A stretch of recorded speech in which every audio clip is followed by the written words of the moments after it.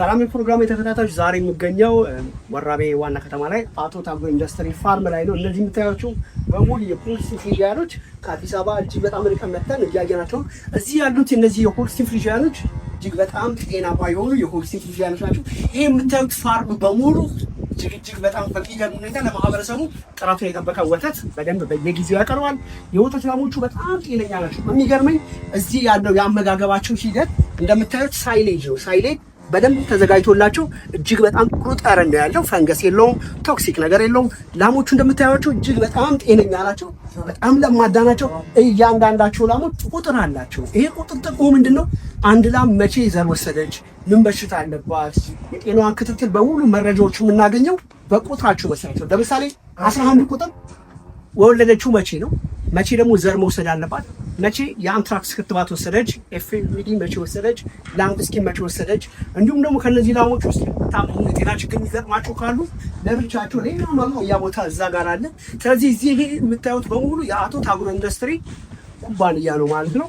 እዚህ ላይ በጣም የሚገርሙ እያንዳንዳቸው ላሞች ብዙ ዘሮች አሉ። ሆልስቲን ፍሪጂያኖች አሉ፣ አይሪሽ አለች ተመልከቷት። እያንዳንዳቸው ላሞች ደግሞ ቀንድ የሚባል የላቸውም። እያንዳንዳቸው ላሞች እንደምታዩዋቸው አልታሰሩም፣ እንደፈለጉ እየተንቀሳቀሱ ነው ምግባቸውን የሚበሉት። የቀንድ ጉዳቱ ምንድነው? አንድ እንስሳ ሌላዋን እንስሳ በብዛት ልትጎዳት ትችላለች። እዚህ ግን ከልጅነታቸው ጀምሮ ቀንዳቸው ምንድነው? ምንም አይነት ቀንድ የላቸውም። ስለዚህ ይሄ ጥቅሙ ምንድነው? ለቀንድ ማሳደግ በጣም ብዙ ላሞችን ጉዳት ይተላል። እንደዚህ ላሞች ላይ መሽበር የላቸውም። ጤናቸው በጣም የተጠበቀ ነው። በጣም ጥሩ ሁኔታ ላይ ነው ያለው። እያንዳንዳቸው ከቆዳ አጠባበቅ ጀምረን ስናያቸው ለማዳነታቸው በጣም ጥሩ ላሞች ናቸው። ተመልከቷቸው፣ እንቅስቃሴያቸው፣ ጠረናቸው፣ ወዛቸው። ስለዚህ ላሞች ምን ይፈልጋሉ? ብዙ ጊዜ የሰዎችን እንቅስቃሴና ክትትል ይፈልጋሉ። ስለዚህ ምግባቸውንም ሁልጊዜ ስንሰጥ ምን መስጠት አለብን? በቀን አንድ የወተት ላም ከፍተኛ የወተት ምርትን ብሰጥ ምን ያህል ኪሎ መስጠት አለብኝ? በጣም ወሳኝ ነው። ከተለያየ የተዛማች በሽታ ነፃ እንዲሆኑ የምንችለውን ክትትሉ እናደርጋለን። እዚህ ጋር እንደምታዩቸው ላሞቹ በጣም ጨው አስፈላጊ ከሆነ ከምግብ አይነት አንዱ ስለሆነ ይኸው ጨዋቸውን በደንብ እየላሱ በደንብ እየተመገቡ ነው። ይሄ ደግሞ ኦል ኢንዶክሪን ሲስተማቸው በደንብ እንዲዳብርና በወተት ምርታቸው የተሻለ እንዲሆኑ በጣም ይጠቅመናል ማለት ነው። ስለዚህ ሁሉንም እዚህ ላይ እየተዘዋወርን እናያቸዋለን። እነዚህ ላሞች በሙሉ የምታዩቸው የአቶ ታምሩ ኢንዱስትሪ ኩባንያ ናቸው። ስለዚህ ዛሬ እኔ እዚህ የመጣሁት እነዚህ ላሞች እያንዳንዳቸው እናያለን። ይሄ አስፈላጊነቱ ምንድነው? የመመገቢያቸው አያችሁ ገንዳ መሰራት የለበትም። ላሞች በሚበሉበት ወቅት ከፈሰሰ እንኳን በእጃችን እናስጠጋላቸዋለን እንጂ በምንም ተአምር ገንዳ አያስፈልግም። ገንዳ ብዙ ጊዜ ምን አለው? ቶክሲን ነገር ይፈጥራል። ንጽህናው በደንብ መጠበቅ አይቻልም። ስለዚህ እያንዳንዳቸውን በደንብ እናያለን። እዚህ ጋር እንደምታዩቸው ጊደሮች አሉ፣ ለዘር የደረሱ የተወሰኑ ደግሞ ወልደው በወተት ምርት ላይ ያሉ አሉ። ስለዚህ ዝርያቸው የተለያዩ ይለያዩ። አሁን እቺን ስናያት የአይሪሽ ዝርያ ናት። በጣም በአውሮፓ ዓለም የተለመዱ ያቺ የጀርሲ ዝርያ ናት። በጣም ምርጥ የወተት ላሞች ናቸው። እንግዲህ አሁንም ላሞችን በማየት ላይ ነኝ። እነዚህ የምታያቸው በሙሉ ጊደሮች ናቸው። እነዚህ ጊደሮች ገና እንዴት ናቸው? እርግዝና ለመያዝ ዝግጁ የሆኑ ናቸው። ለብቻቸው ነው፣ ከሌሎቹ ላሞች ጋር በአንድ ላይ ምን አይሉ አይቀመጡም። ለምንድን ነው? ለነሱ ትኩረት መስጠት አለብን። አንደኛ የእነዚህ ጊደሮች ለዘር ሲደርሱ የኮርማ ፍላጎት ሲያሳዩ ኮርማ ፍላጎትን መቼ ያሳዩ ወዲያው ወደ ዘር መስጠት እንሄዳለን ማለት። ከሌሎቹ ጋር ከቀላቀልናቸው ግን በብዛት ብዙ ስለሆኑ ምን ይሆናሉ ማለት ነው? የኮርማ ፍላጎት ሲያሳዩ አናያቸውም። ምግብ ፍላጎታቸው ሲወርድ አናይም። መቼ ኮርማ አናነሱ። አንዳንዶቹ ሳይለንቶች አሉ፣ አንዳንዶቹ እድሜያቸው በተለያዩ አሉ። በተለይ አሁን ጊደሮች ላይ የምናደርገው ጥንቃቄ ምንድነው? ብዙ ጊዜ ለኮርማ ደርሰዋል፣ ግን የአጥንት መጠንከር የማህፀንን በደንብ መጠንከር የጠንካራ የመሆን በሽታን የመከላከል አቅማቸው በደንብ እንዲዳብር ምን እንፈልጋለን?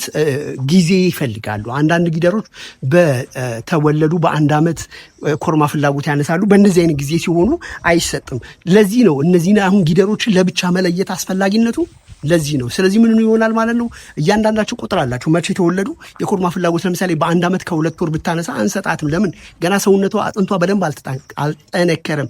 ስለዚህ በደንብ ባልጠነከረ ቁጥር ወተት ላይ ደካማ ትሆናለች። የተለያየ በሽታ በቀላሉ ሊያጠቋት ይችላሉ። ስለዚህ ሁሌ የምንሰራው ምንድነው? እድሜያቸውን በደንብ አስተውለን እናያለን። በተለይ ደግሞ ዲወርሚንግ መቼ ነው ዲወርም የሚደረጉት? ከተለያየ የውስጥ ጥገኛ በሽታ ከተለያየ የበሽታ ነፃ እንዲሆኑ መቼ ነው ዲወርም የምናረጋቸው? እንዴት ነው ፓራሳይት ፓራሳይትን እንዲያጠፋ ከሰውነታቸው እንዲወገድ የምናደርገው። እዚህ ጋር እንደምታዩት ለነዛኞቹ መጠጫ ውሃ ገንዳ ተሰጥቶላቸዋል። ለነዚህ ደግሞ እዚህ ጋር ነው ያላቸው። ስለዚህ ሁልጊዜ እነዚህን አሁን መቼ ነው የኮርማ ፍላጎት ያነሱት? መቼ ነው ጸረ ፓራሳይት መድኃኒት የምንሰጣቸው? ብዙ ጊዜ እንደምታዩት የወተት ላሞች እጅግ በጣም ከሚያስፈልጋቸው ዋና ነገር ነው። ስለዚህ ብዙ ቦታ ላይ በአብዛኛው ጊዜ የወተት ላሞች ምን እናደርግላቸዋለን? ቀረብ እናደርግላቸዋለን ጨውን እንዲልሱ። አሁን እሷ ርቋታል፣ እኔ ቀረብ አደርግላታለሁ። ይሄ ጨው በሰውነታቸው ውስጥ የሚገኙትን የተለያዩ ንጥረ ነገሮችን በቀጥታ እንዲያገኙ ያደርጋቸዋል። ስለዚህ ምንድነው ጨው ምን ያህል ይፈልጋሉ እነዚህ ወተት ላሞች? በአብዛኛው ከሚበሉት ምግብ ላይ ብዙን ጊዜ ምግቡን ላይ ምን አለ? የጨው እጥረት አለ። ጨው በአብዛኛው ጊዜ የኢንዶክሪኖሎጂ ሲስተማቸውን በሙሉ ዴቨሎፕ ያደርግላቸዋል። ያ ማለት ምንድነው? ብዙ ላሞች የመራባት ፍላጎታቸው እንዲመጣ ያደርግላቸዋል። እድገታቸው የወተት ምርታቸው የተሻለ እንዲሆን ያደርጋል። ስለዚህ በአብዛኛው ጊዜ ቦታ ላይ እናስቀምጠላቸዋለን። በደንብ እንዲርሱ እናደርጋለን። በተለይ የአጥንት ጥንካሬ በሰውነታቸው ውስጥ ያሉትን ሚኒራሎች በሙሉ እንዲያገኝ ይደረጋል። ይሄ የምታዩት እርባታ የት ነው? እስኪ ኮመንት ጻፉልኝ፣ እኔም ደግሞ እነግራቸዋለሁ። በአገራችን ኢትዮጵያ እጅግ በጣም ከሚፈለጉ የእርባታ አይነቶች የሆልስቲን ፍሪዥያኖች በዚህ መልኩ ተዘጋጅተው እናያቸዋለን። ከአዲስ አበባ 175 ኪሎ ሜትር ርቄ እገኛለሁ። ሀይል ነኝ እንደነገርኳችሁ። ግን እዚህ ቦታ ላይ ማየት የፈለግኩት ምንድነው? በርካታ የወተት ላሞች አሉ። እኔ ደግሞ እዚህ የመጣሁት አንድ ስራ ለመስራት ፈልጌ ነው። ምንድነው መሰራው? ምንድነው ያየሁት? ምንድነው የተገነዘብኩት? ምንድነው ለእናንተ መሰጣችሁ መረጃ የሚለው በደንብ ይዤላችሁ እቀርባለሁ። እንግዲህ እንደምታዩዋቸው እነዚህ ላሞች በሙሉ ቀንዳቸውን ተቆርጠዋል። ለምንድነው ቀንዳቸውን የተቆረጡት የሚለውን ደግሞ ብዙዎቻችሁ በደንብ ትነግሩኛላችሁ። የቀንድ ጉዳትን ታውቃላችሁ። እያንዳንዳቸው ላሞች ምን አላቸው? ቁጥር አላቸው። ይሄ ቁጥር ምንድነው ጥቅሙ? ለምንድነው እንደዚህ ሆነው? በምን ምክንያት ነው የሚሉትን ደግሞ በደንብ ለእናንተ ይዤላችሁ እቀርባለሁ። በዚህ ላይ እንደምታዩት የመመገቢያቸው ሁኔታ በጣም በጽዳት ነው። በተለይ የሚበሉት ደግሞ ኤሌፋንት ግራስ ነው። ኤሌፋንት ግራስ በደንብ ተዘጋጅቶ በተለይ ደግሞ በሳይሌጅ መልክ ተዘጋጅቶ፣ ሳይሌጅ ሲዘጋጅ ምንድነው እጅግ በጣም በሚያምር በጣም በሚገርም ሁኔታ የወተት ምርታቸው ከፍ እንዲሉ ከተለያየ በሽታ መከላከል አቅም እንዲገነቡና እንዲሁም ደግሞ የአጥንታቸው ጥንካሬ መሳሳት እንዳይኖር በተለይ ደግሞ የዘር መያዝ ችግር እንዳይገጥማቸው ተደርጎ የሚሰጥ አመጋገብ ሂደት ነው። እነዚህ ላሞች በሙሉ እንደምታዩዋቸው የሆልስቲን ፍሪዥያኖች እንዴት እዚህ ረቡ? እንዴት ሆነ? ይህንም ያህል እጅግ በጣም ውብ የሆነ ቦታ ነው። በሀገራችን ኢትዮጵያ በርካታ እርባታዎች በከተማ ነው ያሉት አይደለ? ይሄ ግን እንደምታዩት ከአዲስ አበባ 175 ኪሎ ሜትር ርቄ ሄጄ ያየኋቸው ጥጃዎችና ጊደሮች ናቸው። እነዚህ በሙሉ ላሞች አሁን እዚህ ያሉት በሙሉ የሚታለቡ ናቸው። የሚታለቡት ላሞች በቀን ምን ያህል ወተት ይሰጡናል? በቀን ምን ያህል ጥራቱን የጠበቀ ወተት ለማህበረሰብ ያቀርባል? በተለይ የእርባታው ሁኔታ እጅግ በጣም በሚገርመኝ ሁኔታ ከተለያየ በሽታ ነፃ ናቸው። ዘር የመያዝ ችግር የለባቸውም። የተለያዩ ክትባቶችን የወሰዱ ናቸው። በተለይ በጣም የሚገርመኝ ደግሞ በጣም የገረመኝ ቀንዳቸው፣ እያንዳንዳቸው ላሞች አልታሰሩም። የመታሰር ጉዳቱ ምንድን ነው? ላሞች በታሰሩ ቁጥር ብዙን ጊዜ ምን ይሆናሉ?